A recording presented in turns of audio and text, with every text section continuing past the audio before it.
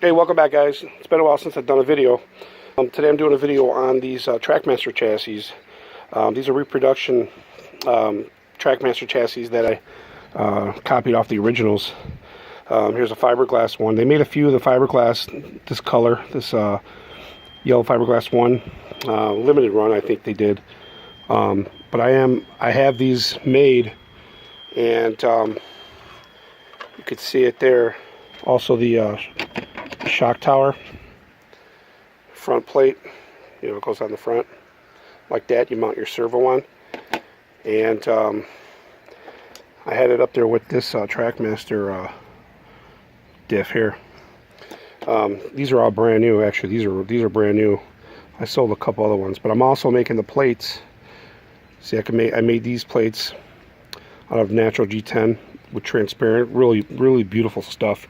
You can't tell with the color here, but it's mostly close to the OEM rc10 parts, closest to the color that they they used to use.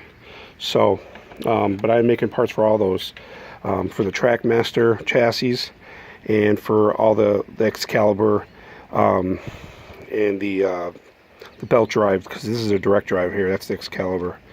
And so if you need parts like that, just let me know. But I am remaking the sides, so you can have freshened diff plates. So like this is carbon fiber, that's aluminum.